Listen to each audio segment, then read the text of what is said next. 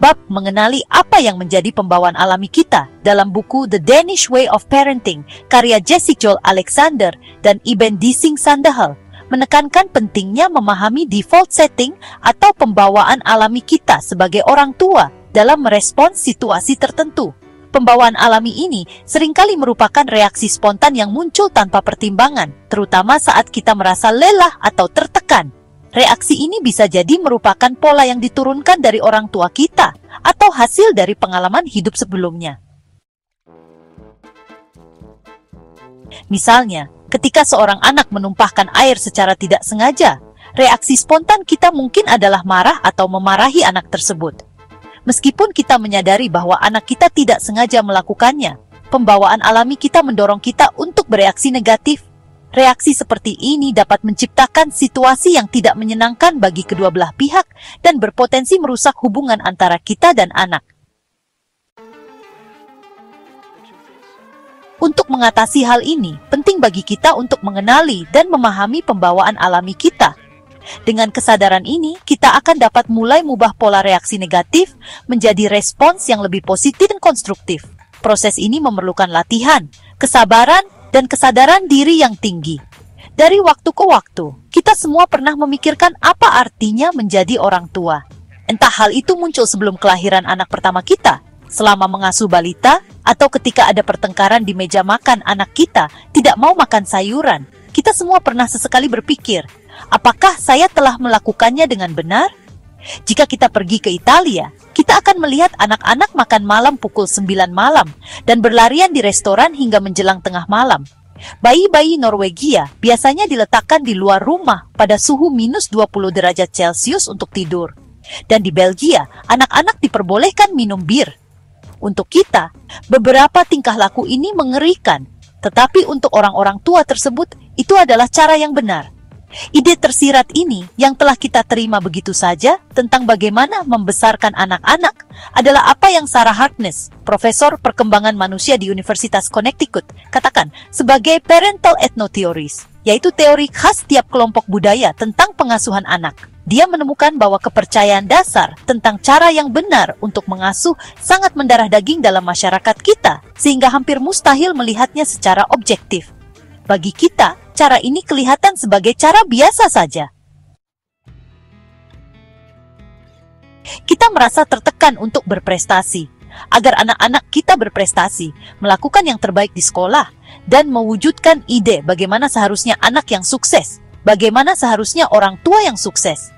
Level stres sering naik, dan kita merasa dihakimi oleh orang lain dan oleh diri kita sendiri. Sebagian dari ini adalah sifat alami manusia.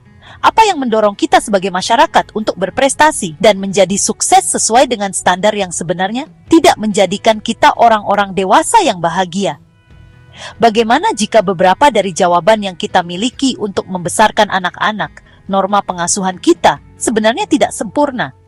Bagaimana jika kita menemukan bahwa kacamata yang kita kenakan ternyata memiliki resep yang tidak sesuai, sehingga penglihatan kita tak sejelas seperti yang diharapkan?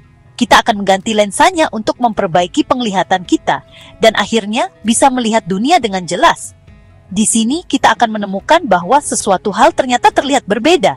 Dengan mencoba melihat sesuatu dari perspektif baru, dengan lensa baru, pertanyaannya muncul secara alami. Apakah ada cara yang lebih baik?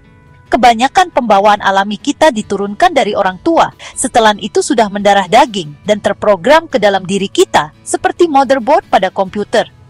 Pembawaan ini adalah setelan pabrik yang akan kembali ketika kita berada di ambang batas dan tidak bisa berpikir. Setelan ini telah dipasang pada diri yang bermula dari cara kita diasuh. Ini adalah ketika kita mendengar diri kita sendiri mengatakan sesuatu yang tidak diinginkan untuk dikatakan. Ini ketika kita merasa buruk karena sebenarnya kita tahu bahwa ada cara yang lebih baik untuk mendapatkan hasil dari anak-anak, tetapi tidak yakin itu apa. Siapapun yang mempunyai anak-anak akan akrab dengan perasaan ini. Karena itulah sangat penting untuk melihat kembali setelan bawaan, mempelajarinya dan memahaminya. Apa yang kita sukai tentang bagaimana kita bertindak dan bereaksi kepada anak-anak? Apa yang tidak kita sukai? Apa yang kita lakukan hanya mengulang dari cara kita dibesarkan? Apa yang ingin kita ubah? Hanya ketika kita melihat apa yang menjadi kecenderungan alami sebagai orang tua setelah bawaan, kita bisa memutuskan bagaimana keinginan untuk mengubahnya menjadi lebih baik.